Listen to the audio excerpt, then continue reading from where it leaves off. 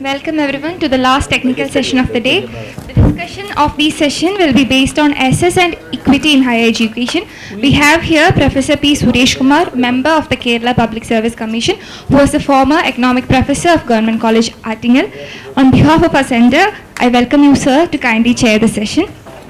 And we have the key speaker, Dr. N. Murukan, Associate Professor, Rajiv Gandhi Institute of Development Studies, Trivandrum. I welcome you, sir, to this session. And we have the two presenters. One is our dear Manju ma'am, Associate Professor, Department of Economics, who will be presenting on Visibly Invisible, the case of disabled in Kerala higher education scenario. I welcome you, ma'am. And next we have Dr. S.R. Sheeja, Assistant Professor, IDE University of Kerala, who will be presenting on access and equity in higher education in India. I welcome you, ma'am, to the session, and I welcome each and every one of you and hope for your patient and active participation. Thank you. Distinguished panelists, seminar participants, dear students, friends. Actually, this session was scheduled 3:30 to 4:40 p.m. so that at this point of time we have to close had it been on schedule.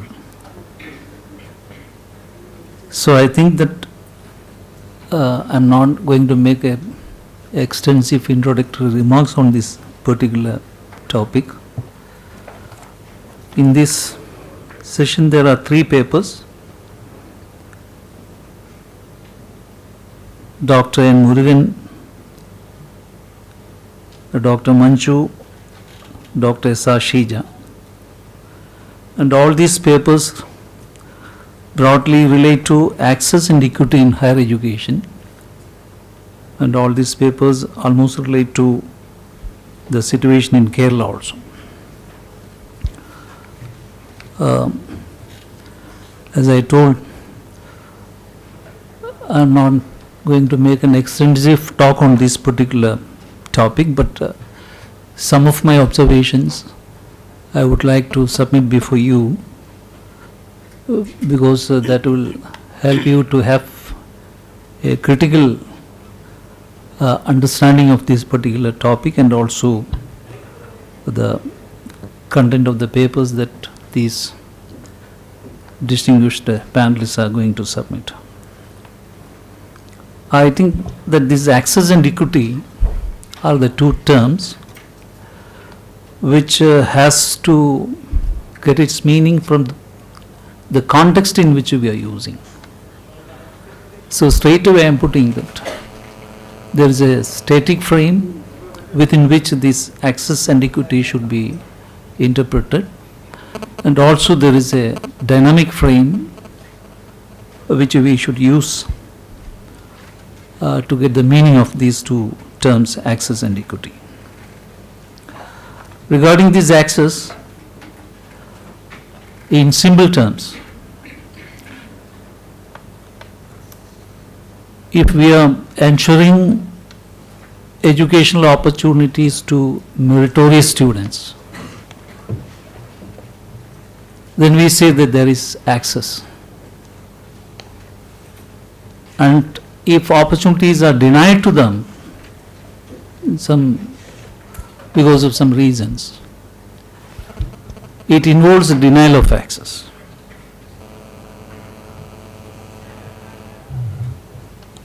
But in this access, as economists we should see, if providing education is the responsibility of the government cannot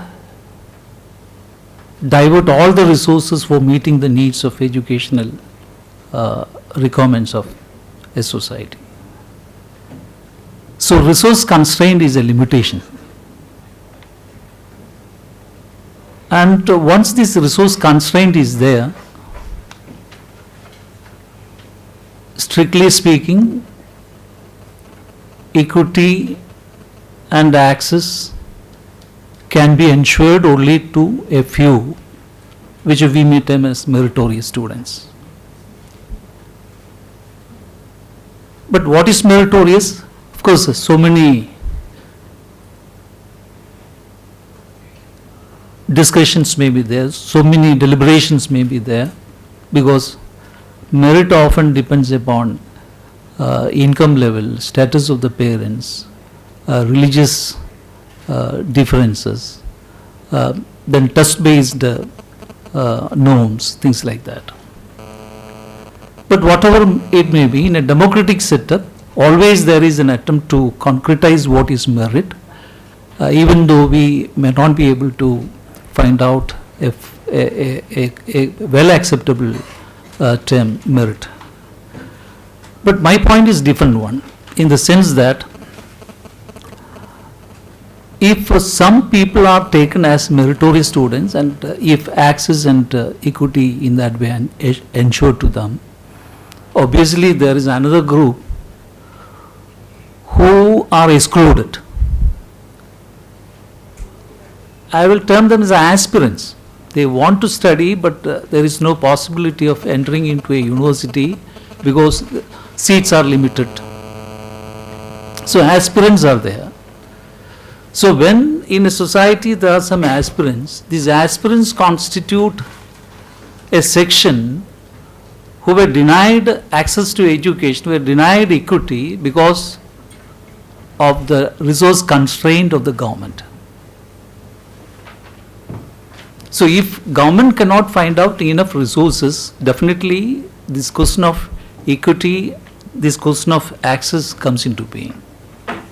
So my submission is this: in this context, as economists, we should encourage, we should welcome the participation of private capital in educational scenario.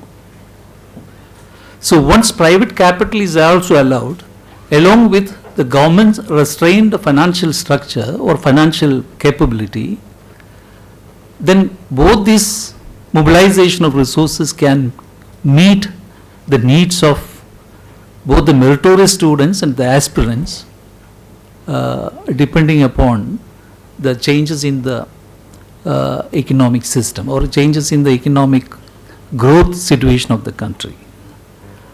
Previous speaker mentioned about the Singaporean model, and it was an evolutionary phase that education system is matured into one of the best in the world. So you see that in that evolutionary process, both finance mobilization happened from the private sector and also from the government sector. So I am just telling this because in Kerala we have what is called an anathema towards private capital. We consider that when private capital is allowed, that will erode some value systems that's already taken its weight or its power in the economy in our state. Also, we don't like what is called profit-making endeavors. We consider that what is private, that is always there to exploit people, and profit-making is not a right kind of approach or a right kind of policy. This is special about Keralites. Even though all of the political parties and leaders are interested in profit sharing, they dislike profit making. That's why I think that this private capital is supposed to be not good, particularly in the education scenario in Kerala. This such a kind of mindset is there. So my point is that when you talk about equity, when you talk about access to higher education, the role of private capital and the role of government intervention, both should be taken care of. Then it should be considered as a market system, because profit making is there in education scenario. Without profit, private mechanism cannot work. But you should remember, when a private institution is made its presence in the economy, it is producing knowledge system within the broad frame which is formulated by the government. Then it's a product that is available for purchase by consumers. When the economy is growing, when the economy is getting strengthened in its economic terms, there are buyers. So the aspirants become the buyers in the course of expansion of education system and also in the course of development of the economy. So there, when this product is brought and sold, profit should be there, and profit should be what is called reused and recuperated in order to strengthen that system. It goes like that. But at the same time, we should have another dimension, in the sense that what is the nature of this product? This nature of the product is a social product because of its externalities. Of course, positive externalities and negative externalities may be there.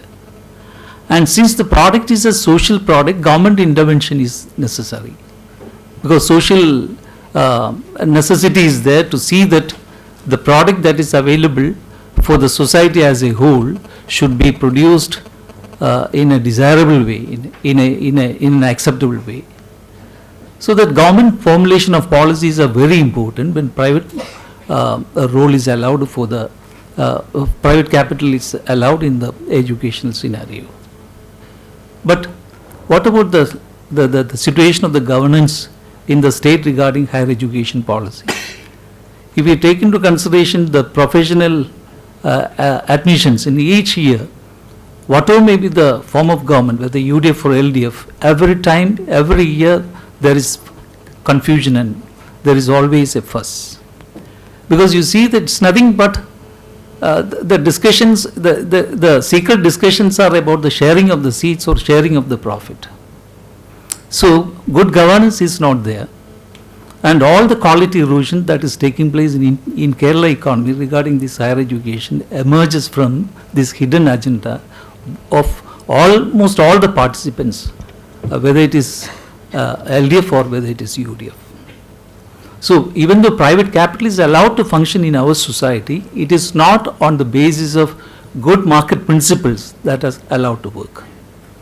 It is working on a hidden scenario. That is the thing. So good governance is absent, and that is the first reason for the quality erosion of the higher education system in Kerala. Then one more thing is this. We are against what is called the self-financing mode of education system. But self-financing mode was there not after 1991. Even before that, self-financing was there. Aided systems. What is this aided system?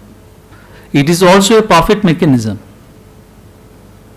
Profit-making mechanism, because recruitment is done by private management, whereas payment is made by the government. So it was done right from the beginning. So self-financing mode 1. And after 1990, self-financing mode 2, in the sense that you can straight away start medical colleges or engineering colleges or arts and science colleges and make profit. So the thing is that even though we say that we are all for what is called certain values for higher education systems and all the political parties, all the governments in different ways and different methods propagate what is called a secret working of the market mechanism, plundering the people. This is a reality. And the quality erosion of the universities, quality erosion of all the institutions in the universities just taking place due to the reinforced working of these kind of situations. So it is in this milieu that we are talking about what is called access and equity. What kind of access and what kind of equity under such a shady system can emerge, all of us know. So as youngsters, we have to look into, you have to look into what is called the finer aspects of the good governance. What mechanism we can do in a democratic frame or in a democratic framework, what kind of interventions we can make. That is what we have to think when we talk the terms like access and equity in higher education in Kerala context. So you see that there are 3 papers, and in all these 3 papers at micro level, these access and equity questions are discussed. I first invite Dr. Murukan to present his paper. Respected Chairman, Professor Suresh Kumar, distinguished professors, experts, and dear participants. This is part of a larger study conducted by myself and Shri N. Niyathi at Rajiv Gandhi Institute of Development Studies, Trivandrum. This part is somewhat lengthy. I will make it as brief as possible. The ancient India has a very glorious system. Ancient India had a very glorious system of education which compared with the very best in the ancient world. Modern education started in India in 1835 by the English Education Act 1835, based on the Macaulay's famous minutes.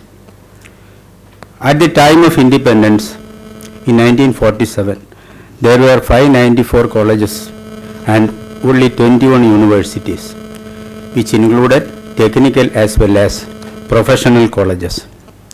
From 1950 to 2015, number of universities increased 29 times and the number of colleges increased 52 times.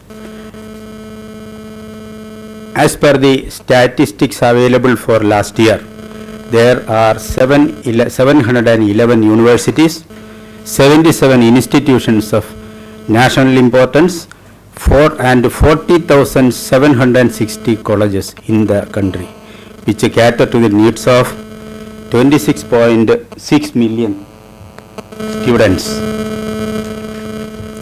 The table shows the decadal growth of education, higher education growth in India. In pre-independence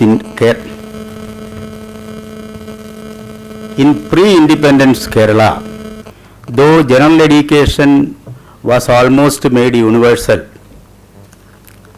at least massified, as the earlier speaker has said, the growth of higher education was at a very slow pace. At the time of independence, there were only 23 colleges and only one university in Kerala. At present, there are 18 universities, 5 institutions of national importance, and 1,345 colleges. The arrival of large number of self-financing colleges in Kerala during the first decade of the present century altered the Kerala educational scenario completely. Table 2, this table depicts the category-wise as well as sector-wise number of various types of colleges in Kerala.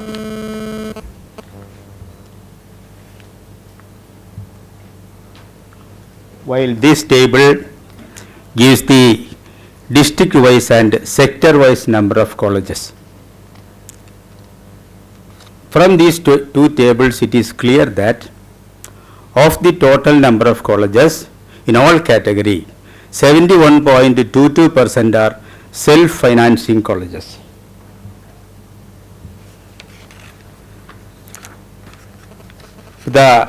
This data roughly accommodates about more than 60% of the students to be governed by the modalities of self-financing colleges.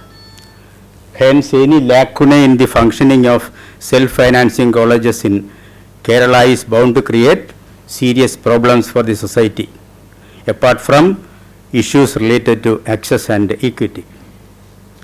Table 3 indicates that the district-wise distribution of colleges is not uniform. In Ernakulam and Trivandrum, the largest number of colleges, while in some districts the number of colleges is very less. But this may be due to the level of development as well as concentration of population. Another reason is preference of self-financing college managements to choose locations around big cities for their institutions.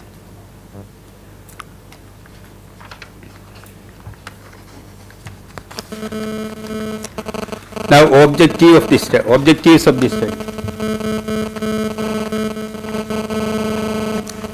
Education has a social function that allows individuals to actively participate in a collective life. When higher education is entirely supported by the welfare state, the growth in the number of seats can only be moderate, and hence it limits the access to higher education. When the scope of growth of higher education in the public sector is limited due to financial and other constraints, as the chairman has now noted, then naturally private sector is the only alternative. This situation is bound to create new problems on equity, access and quality. The present study therefore critically examines how the modalities of access and equity are being undertaken in the everyday activities of self-financing colleges in the state of Kerala. This is the objective 1. The second objective is analysis of intersectionality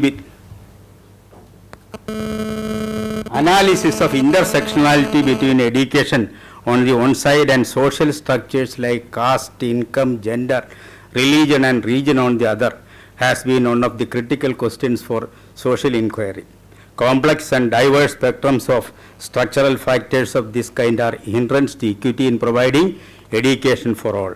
The students who come from low income families hailing from rural area normally lack access in good institutions in urban or semi-urban areas. Even subsidized education for them may not ensure equity. The study would critically examine these aspects. Third objective is, on the wake of globalization, nature of labor market has been undergoing tremendous transformations since 1980s. Since the labor market is driven by demand and supply, education has a direct impact on the former, vice versa later. However, labor market too discriminate the educated ones coming from private institutions in large scale, as occupational opportunity profiles keep very low. The study will examine the implications of labor market in higher education in the context of globalization and how the agencies, state and students negotiate with the new situation.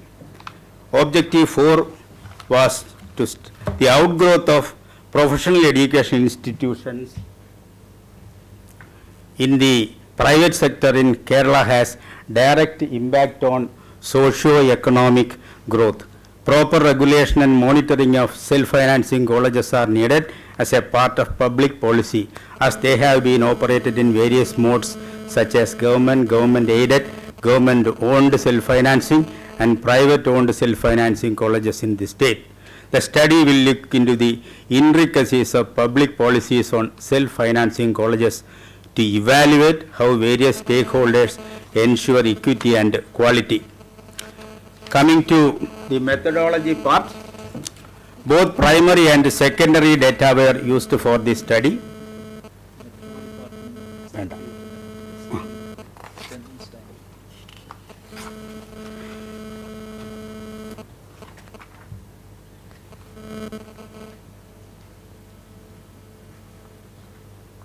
Now, coming to major findings. 1. The capital expenditure for starting and maintaining an engineering college is much higher than that of an arts and science college. Some of the private engineering colleges have arranged world-class facilities much better than available in government engineering colleges. Self-financing arts and science colleges lag much behind. Next, the private players who started engineering colleges in the first decade of this century could reap huge profits. Now, due to proliferation of engineering colleges, sizable number of seats are laying vacant in majority of colleges. Next, most of the self-financing arts and science colleges started after 2002 offer a very narrow range of courses designed to suit job market. Among them, there are private as well as government university sponsored colleges. Majority of self-financing arts and science colleges have only 2 or maximum 3 courses. Next finding is, in Kerala, access and equity of both sexes to higher education has improved. In many instances, women outnumber men. Next, in private colleges, the percentage of students belonging to the religion of the owner or management is found to be higher. Next is, Hindu, Christian and Muslim teachers vary in number proportional to the variation found in their population in different parts of the state. Next, a very high percentage, that is 61.88% of teachers is found to be drawn from general caste considered as upper caste, while OBCs constitute 35% and SC/ST candidates constitute only 3.13%. The high percentage of upper caste among teachers may be due to the absence of reservation in the recruitment of teachers in private self-financing colleges. Next, there exists the perennial problem of poor access for students belonging to the financially weaker sections of society. Even those getting access may be denied equity and drop out without completing the course. Though the percentage of general category and OBC students getting admission in self-financing colleges are satisfactory, the number of SC/ST students are less than their percentage population. This may be due to their inability to secure admission in the management quota by paying high fees. A general observation we can make from the sample on social background from categories of colleges is that general category students who are from those referred to as upper caste give lower preference to arts and science courses. The income status of family members of students clearly indicate that the arts and science college students are hailing from poor economic backgrounds compared to the engineering college students. This is a clear indication of the barrier for access and equity in higher education in Kerala.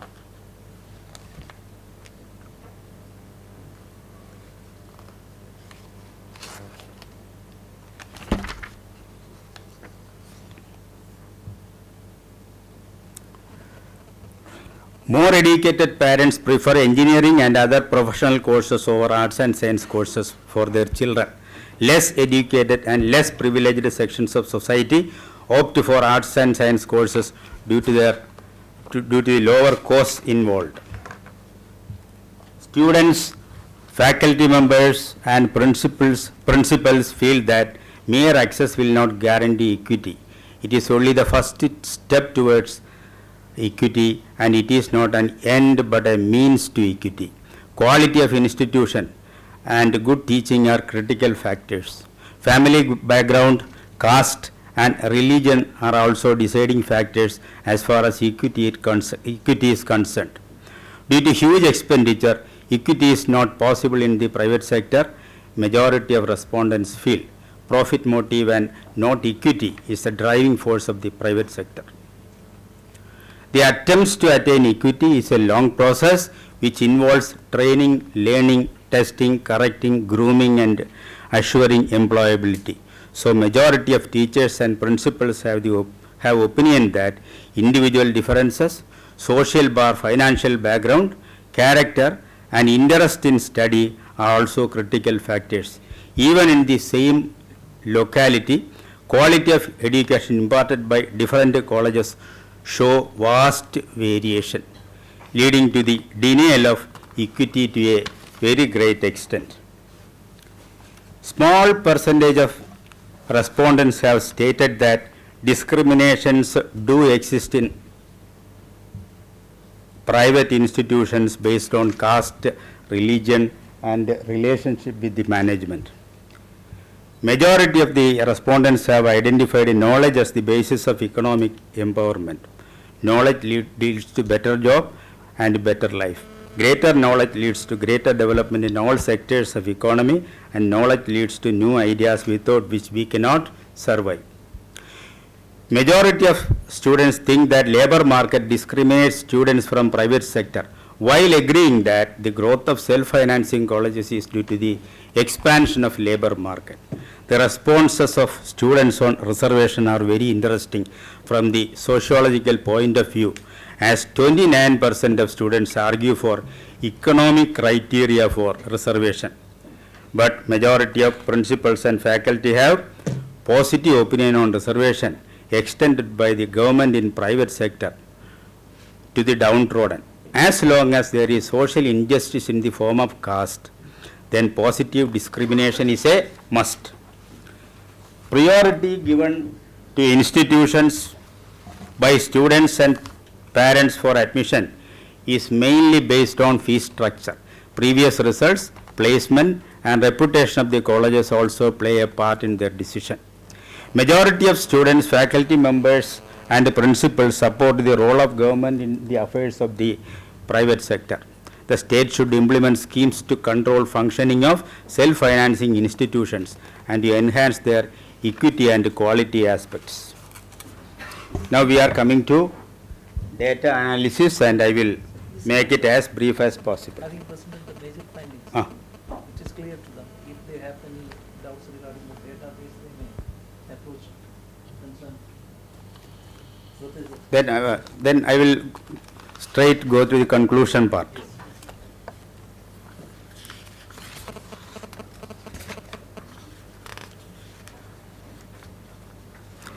We feel that self-financing colleges are here to stay, and in the years to come they are bound to play increasingly dominant roles. SC/ST students from rural areas getting admitted to BTech courses feel acute discrimination. If these students were allowed to share their anxieties with their teachers, many of their problems would have been solved. But they hesitate to approach the teachers and open their mind.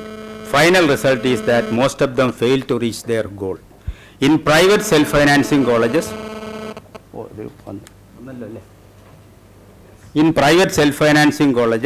we saw less intelligent students and underpaid faculty with a disciplined campus and good infrastructure facilities. That is a very important finding. In self-financing colleges, we saw less intelligent students and underpaid faculty with a disciplined campus and good infrastructural facilities. In government and aided colleges, the overall teaching learning process is less, teacher-student relations cold, and teachers are not self-motivated. We feel that outlook of government bar aided college teachers have to change for improving quality of our higher education. The present expansion of private higher education institutions globally is unprecedented. Recent studies have conclusively proved that this expansion of private institutions have improved access. However, the bigger question whether they have improved equity leads to a very complex answer. Research studies including ours suggest that improved access can contribute to improved equity, provided greater opportunities offer a fair chance for all. Private higher educational institutions are usually set up in major cities and towns. So students from rural areas who are badly in need of education are not usually served by these private higher education institutions. Moreover, these institutions are not providing proper accommodation to the students. These transport facilities from villages to these institutions are very poor, which further aggravates the problem. Compared to rural boys, girls are more affected by these constraints. Since fee for private higher education tends to be much higher than that for public institutions, students from poor families find it difficult to gain admission into these private institutions. What is clear, therefore, is that private higher education has not contributed much to the penetration of higher education in the areas of need. What is clear, therefore, is that private higher education has not contributed much to the penetration of higher education in the areas of need. Since the focus of private institutions is self-financing,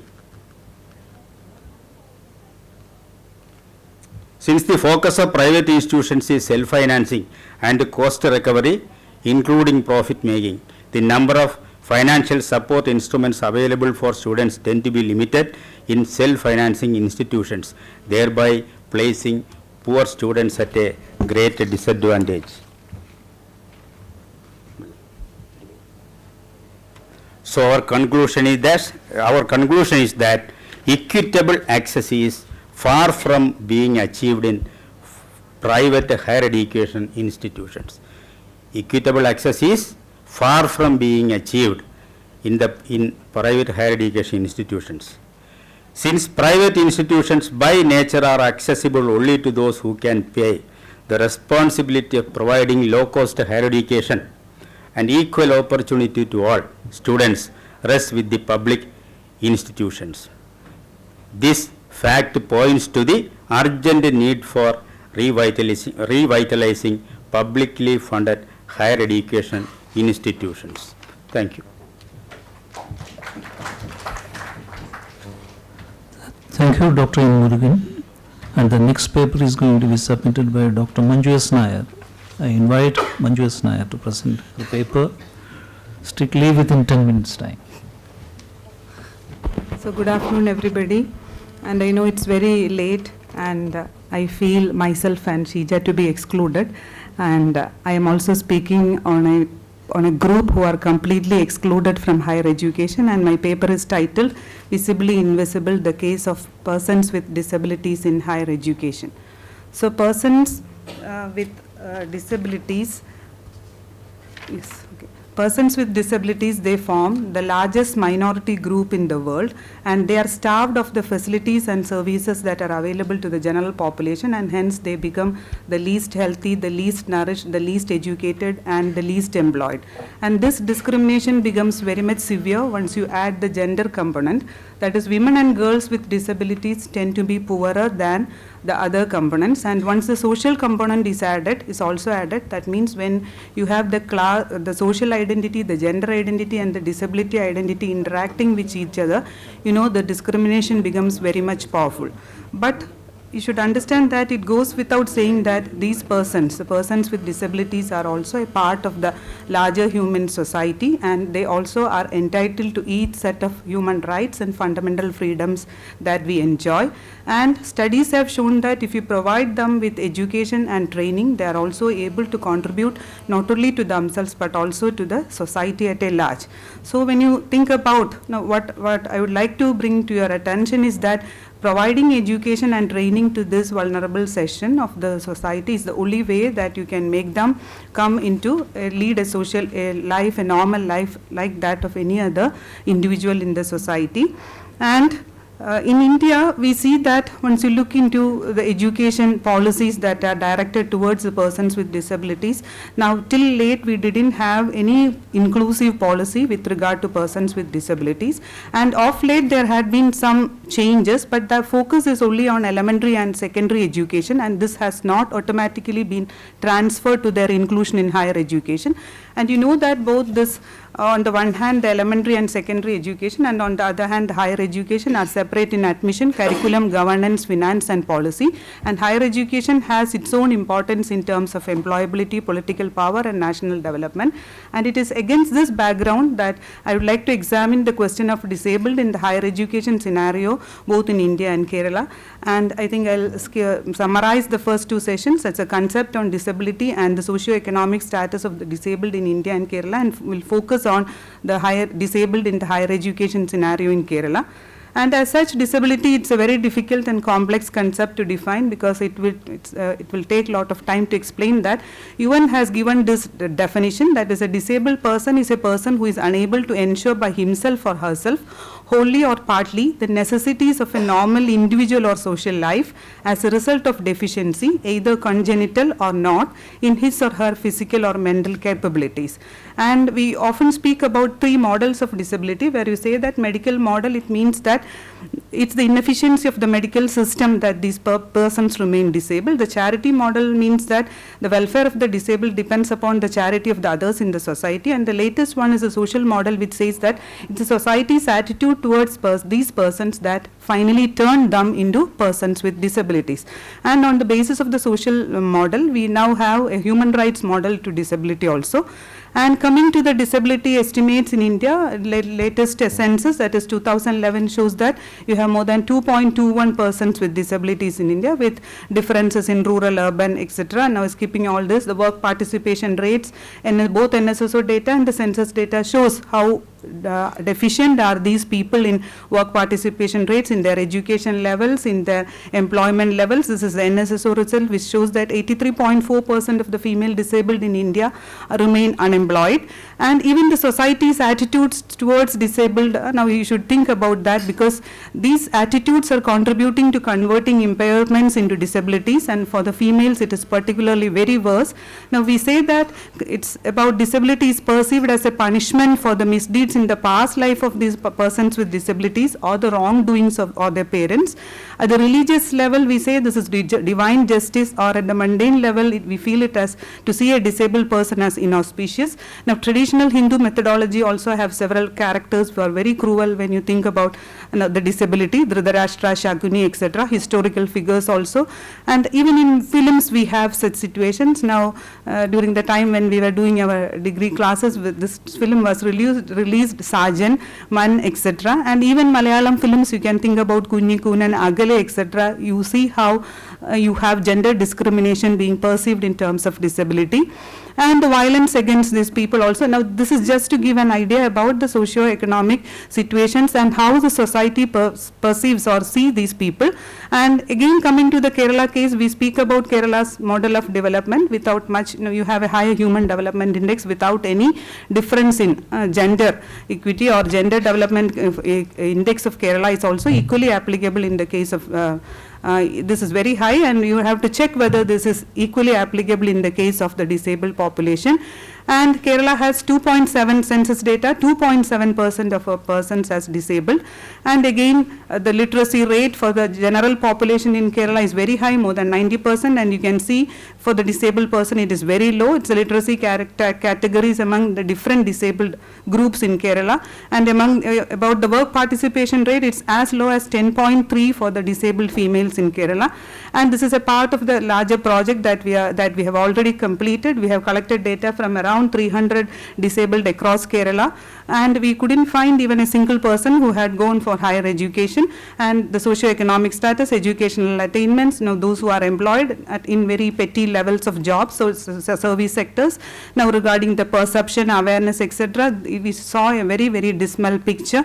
And then coming to the disabled in the higher education scenario, and a survey has been conducted among the topmost universities and IIMs and IITs, and it shows that 0.56% seats in higher education, only 0.56% of the seats go to these categories, whereas we have a 3% reservation for them, and of which only 74, and the major share is occupied by males, around 75%.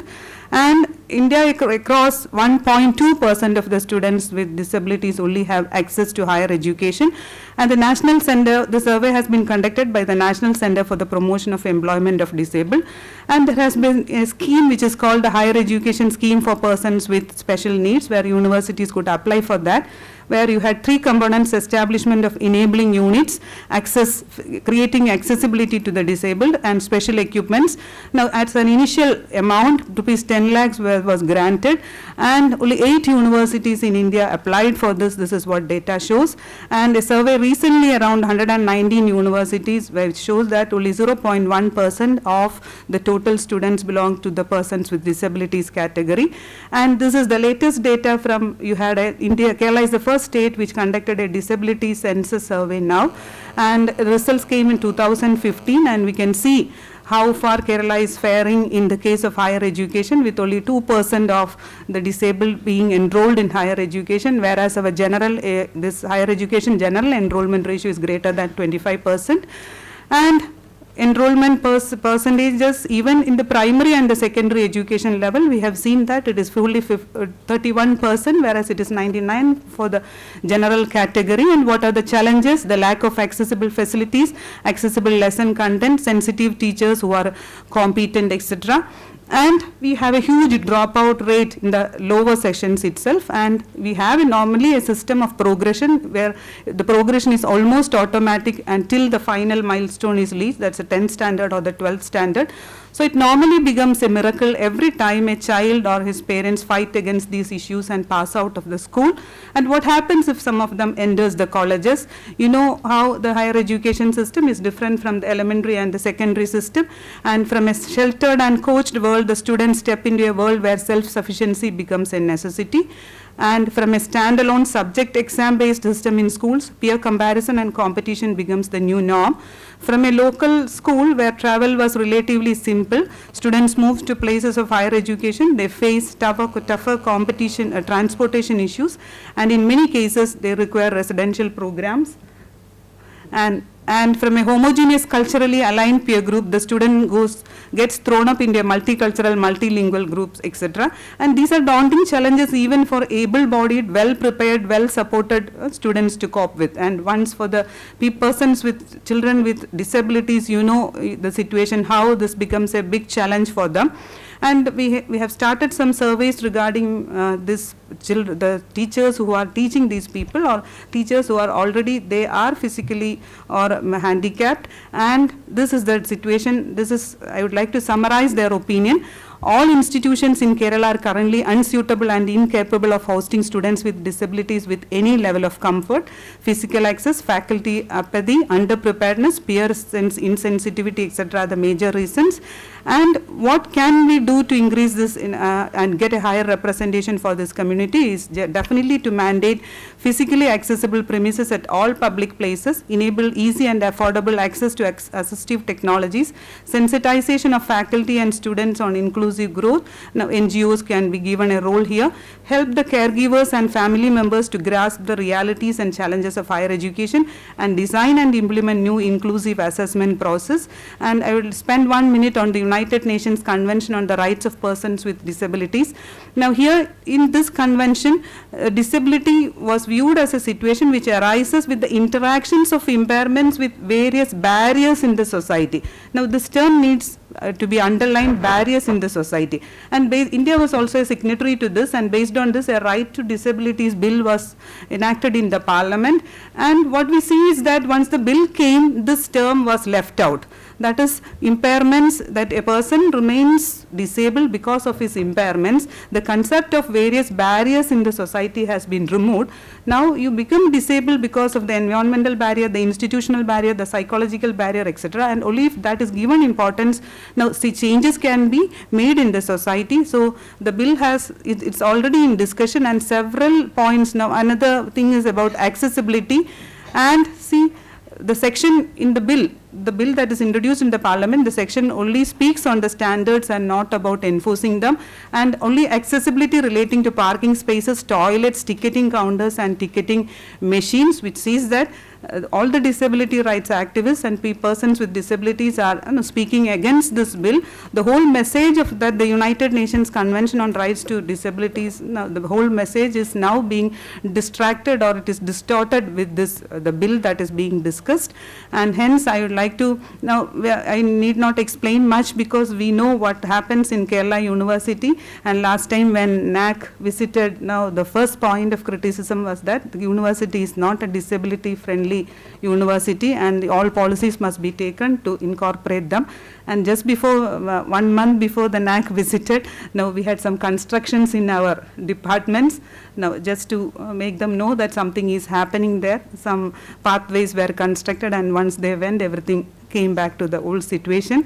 And no, this issue has to be addressed. It's not because, as I said earlier, one's impairment need not be one's overall disability. You may be having some problem with your mobility, but you will be having a high intellectual power, and once society is able to incorporate changes and to reduce the barriers so that these people are incorporated into the stream, now they definitely can contribute to the society. The pain that the parents, the relatives are suffering once you have such a child. And to conclude, unfortunately, persons with disabilities are routinely subjected to all forms of discrimination, denial and deprival of rights, with the results that they are often marginalized and excluded and made to live in a state of disempowerment and disarticulation. And in higher education, they are visibly invisible, and intervention is the need of the hour at the earliest. So thank you so much.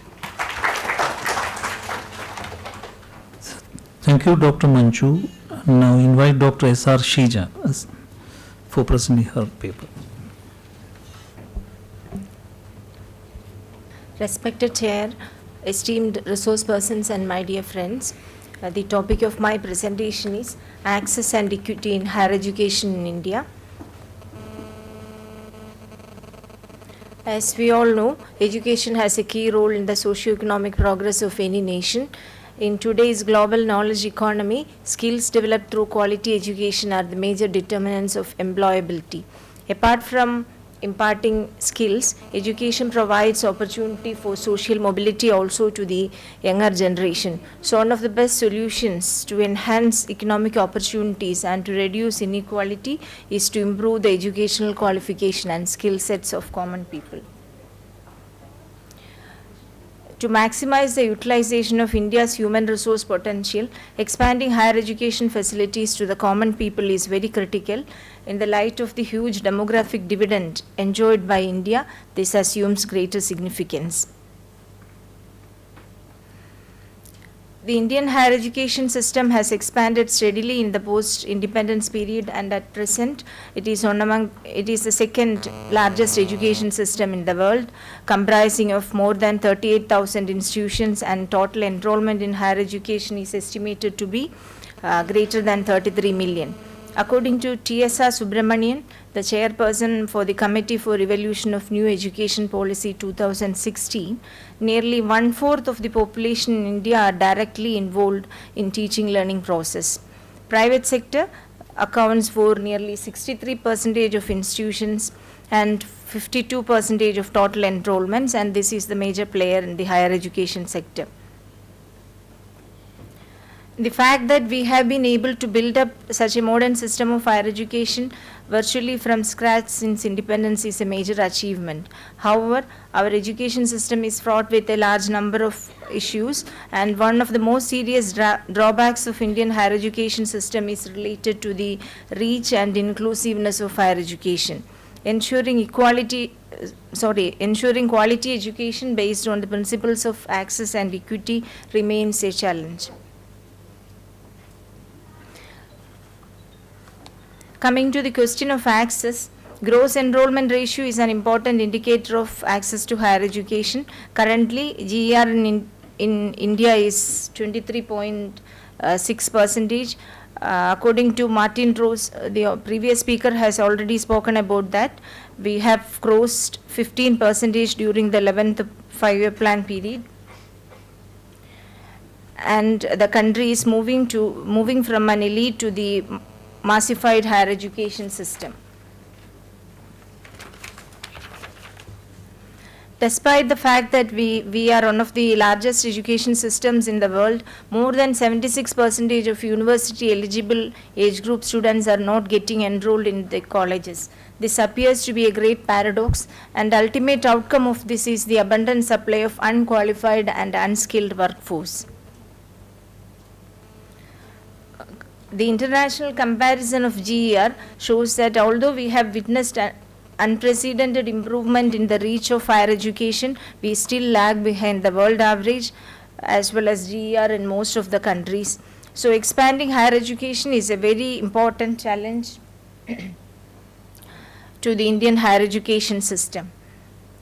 Coming to the question of equity, Equity refers to equal opportunity for all sections to participate in higher education. A fundamental weakness of Indian higher education system is that the issue is related to the issue of inclusiveness. Students from economically backward and socially disadvantaged groups of the society do not get enough opportunities in India's higher education system. Despite several measures adopted by the government to remove disparities, there still exists discrimination based on gender, caste, location and economic status. Regarding gender inequality, while GER for males in India is 24.5, the corresponding figure for females is only 22.7. Within the different communities also there exists gender disparity. Gender parity index, which is another indicator of gender disparity in higher education, shows that actually the gender parity index for the country is 0.89 and gender parity index for scheduled caste is also 0.89. The corresponding figure among scheduled tribes is 0.79. Both GER and gender parity index figures indicate the existence of unequal opportunities for men and women in Indian higher education system. Now coming to community-based disparities, GER for SCs and STs have always been low as compared to the other communities in India. GER is found to be very low among poor population irrespective of social and religious group. This is then coming to regional inequalities, there is extremely skewed regional distribution of universities and colleges in India. Majority of higher education institutions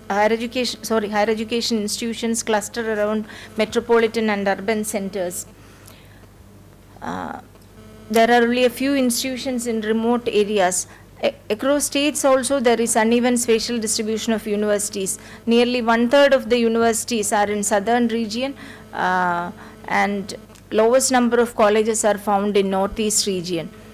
College density also varies from state to state. It varies from 7 in Bihar to 58 in Puducherry, while the all India average is 27. Such glaring imbalances act as a barrier to balance regional development of the country.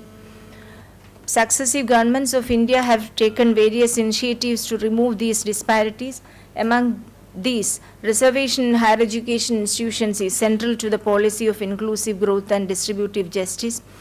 We all know that the basic idea of reservation system in India is to increase opportunities available to underprivileged communities for improving social and educational status and also to bring them to the mainstream. Some of the intervention measures taken by the government is given in the slides. They include setting up of National Commission for Minority Educational Institutions, then National Commission for National Monitoring Committee for Education of SCs and STs and persons with disabilities, National Merit Cum Scholarship Scheme, then special scholarship schemes for Jammu and Kashmir, Indira Gandhi Scholarship for Single Girl Child, development of Women Studies departments in most of the universities and colleges, then construction of hostels for women in colleges located in Northeast, and equal opportunity cell, women technical institutions, model degree colleges, etc. Then some of the recent developments in the field of higher education has greater implications to the question of access and equity. As the conventional mode of education has the capacity to meet the requirements of only a meager proportion of educational aspirants, open and distance learning has become an alternative approach to reach out to the masses, particularly to the disadvantaged sections of the society. Nearly 11.7% of total enrollment in higher education is through the distance mode, and almost 46% of the learners through the distance mode are female students. Massive open online courses is yet another innovative development which offers freedom of access to higher education. The evolution of massive online courses is based on the principle that the urge to learn should not be limited by economic, demographic and geographical constraints. Now coming to some important challenges in the field of higher education in terms of access and equity. At present, Private sector is the major player. Concentration of private investment, particularly in professional and technical education, has restructured the entire higher education system in the country, and this has, of course, thrown up policy debates on their implications. Financially weaker and other disadvantaged segments of the society find it difficult to afford the cost of higher education offered by these private institutions, and they are being excluded from these institutions. Most often, higher education gets lower priority in budget allocations also. The state is gradually withdrawing from the higher education sector. This is a major push factor behind the rise of private funding, which in turn leads to commercialization of education. This is particularly true in the post-reform period, resulting in the exclusion of people from lower rungs of the social strata from higher education. As already mentioned by a previous speaker, Indian higher education has witnessed a silent transformation with the entry of more women and first-generation learners from deprived sections of the society who were denied access previously. Frictions and tensions accompanied by this transformation process are to some extent as a result of these, higher education, to some extent higher education, the field of higher education sector has become a site of conflict. The proposed policy on national education 2016 focuses more on quality and employable skills tailored for the global market. If the government pursues this policy without any compromise, people belonging to the deprived sections of the society, including women and minority, will have to face much greater exclusion. Too much emphasis on quality and employability are expected to undermine the country's efforts towards expansion of the reach and inclusiveness of higher education system. And some argue that there is actually a trade-off between quality and equity. The issue of I'm going to conclude, sir. So, to conclude, the issue of increasing access and reach of higher education with greater equity remains as a major problem in higher education. As inclusion is complex and multidimensional in nature, innovative and appropriate strategies are essential to achieve it. Careful planning and policy framework are essential to eliminate different types of barriers prevailing in higher education and to revamp and upgrade this sector to meet the future challenges. Thank you. Thank you, Dr. Sheeja. Now all the three papers are open for discussion. As chairman, I am not making any observations on this paper for want of time. Chairman's job became very painful today for me because all the three brilliant papers, particularly the first two papers, were based on primary studies and all. Unfortunately, I was not able to give sufficient time for convincing their arguments. But still, I give you 5 minutes time, 5 to 6 minutes time for the participants, for the audience to make some responses to all these three papers. Thank you, Mr. Chairman. I have maybe a response or a comment on Dr. Murukan's paper. Yes. If we know the cost of educating a student in a public institution, including operating cost plus capital cost, if we know this to be, let's say, X rupees per year, why can't we give the student a voucher for that amount and tell him to either choose a public institution or a private institution?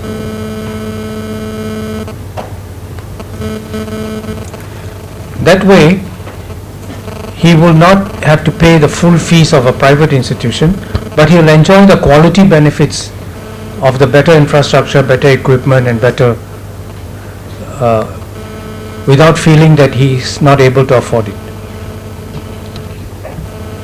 That's a very good suggestion, but we know in Kerala and India, the things are not that easy. It is not ruled by a particular person or a group of persons. So many variations are there. So such changes, though desirable, are very difficult to be implemented in our state. Even the present system is hampered by frequent breakdowns due to Western interests coming in and bringing in unnecessary and dangerous impediments to the implementation of the present rules. Court is always there. It's a free society. So any change has to take place after a very long period and in a truncated manner. That is what is ailing our education system in India and particularly in Kerala, where various groups are acting as very adversely affecting pressure groups. Yeah. My question to Manju ma'am. First of all, I admire you for taking up this topic, and I just would like to ask you about research methodology. You mentioned that 300 women or disabled women or generally disabled people were selected for a survey.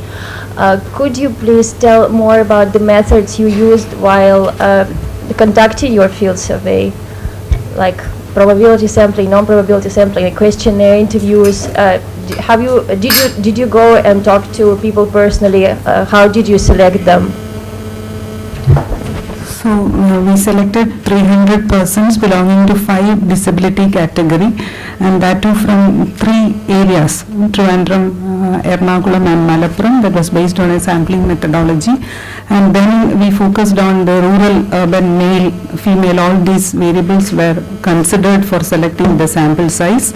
And then it was very difficult to identify, to find these persons with disabilities. So what we went is that we have a disability pension being provided, and it was 2 years back we conducted the survey. It was a disability pension is being given through the post offices. So we went and contacted those persons, and once one disabled was identified, a sort of snowballing sampling was also used to identify the other categories, particularly finding disabled females. Now, they remain totally invisible in the society. It was very difficult task finding these people. We had a 50-page questionnaire. We prepared an interview schedule, and I had a project fellow also. 2 years we took to complete the survey, and we didn't find anyone who had higher education.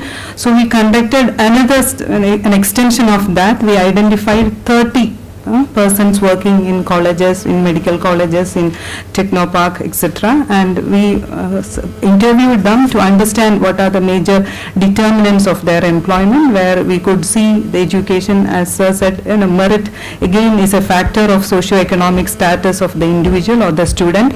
Now the socio-economic status, then the parents' education, etc. finally resulted them in a small portion getting employment into getting higher education and getting the system. Thank you. Ma'am, are there any government institutions for disabled people in Kerala? Government institutions are there for giving training to them. You have higher education. Higher educations, you don't have them. We don't have any particular institute.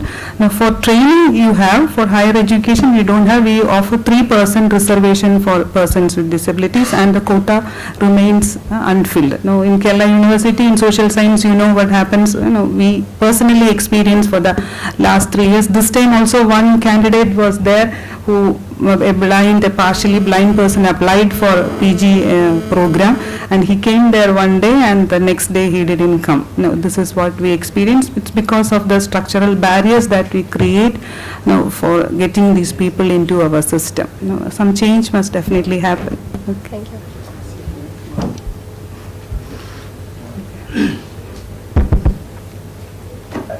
Last year,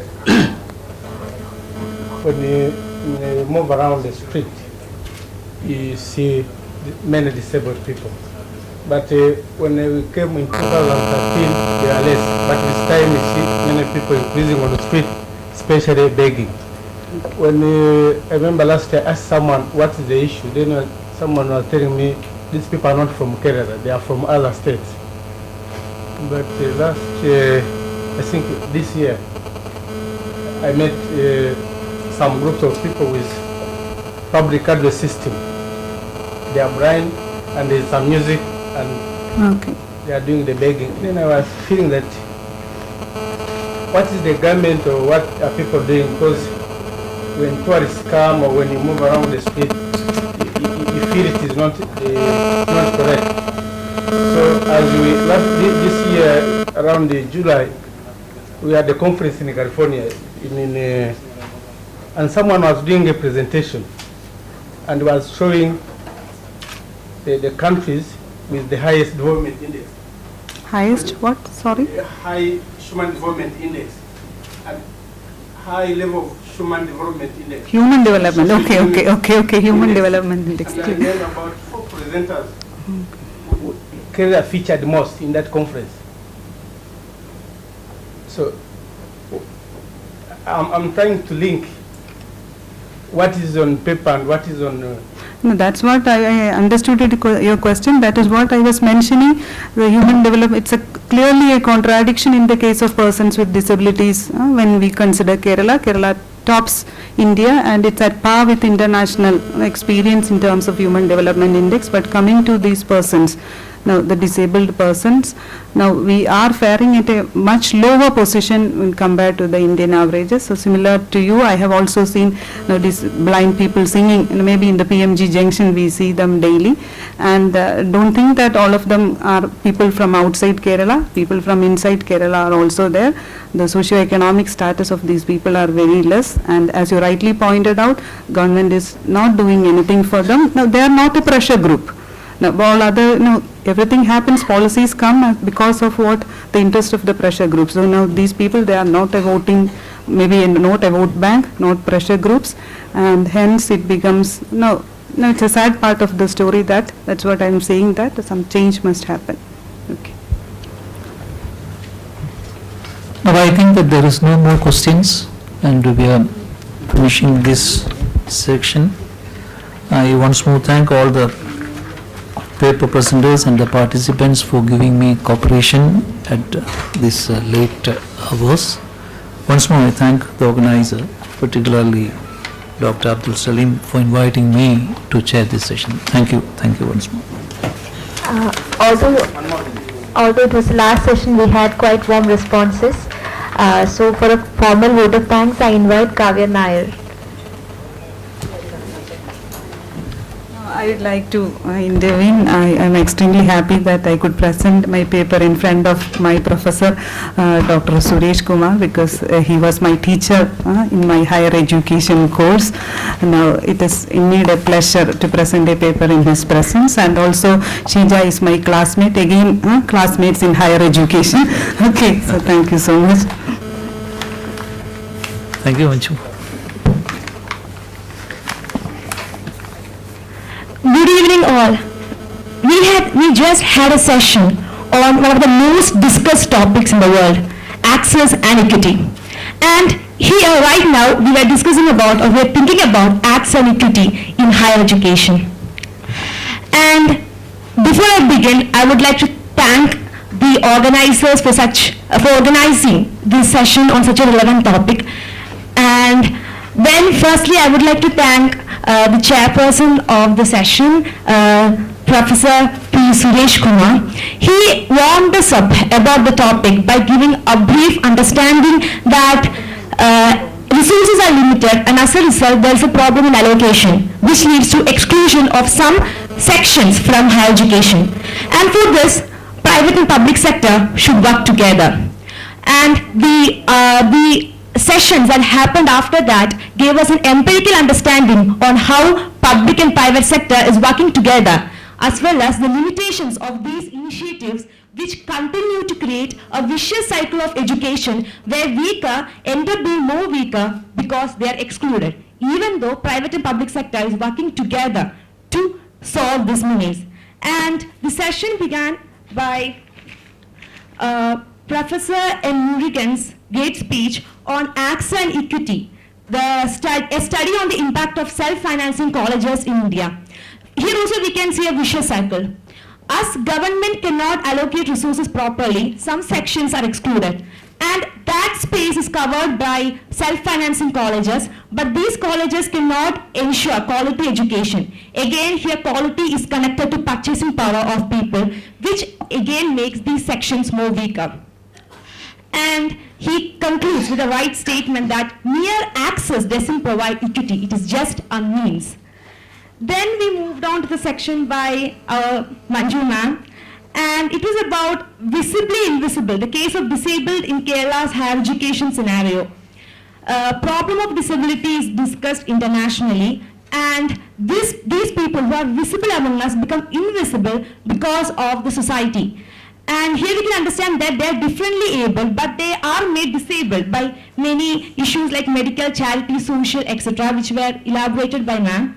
And after that, we had a session by Professor S.R. Sheeja on access and equity in higher education in India. Again, we can see that India has demographic dividend, but this is not going to last. Indian population is aging. So what is happening right now is that even though we have demographic dividend, the problem of equity is not able to provide ample opportunities for everyone in the country. And as a result, we are losing valuable human resources. So again, there are government initiatives. Many things are being done, but nothing is getting implemented properly, which reinitiate this vicious circle. So I would like to extend my gratitude to all the resource persons for giving us great insight on this much debated topic in the world now. Thank you.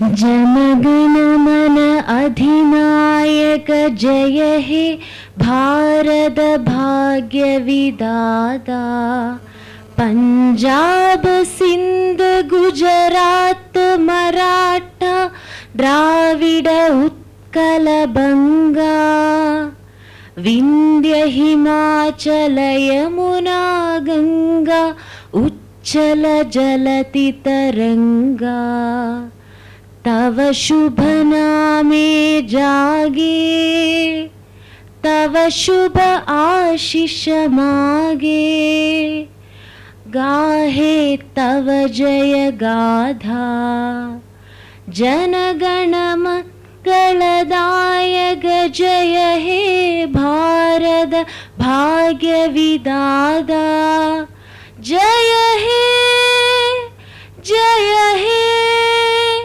जय हे जय जय जय जय हे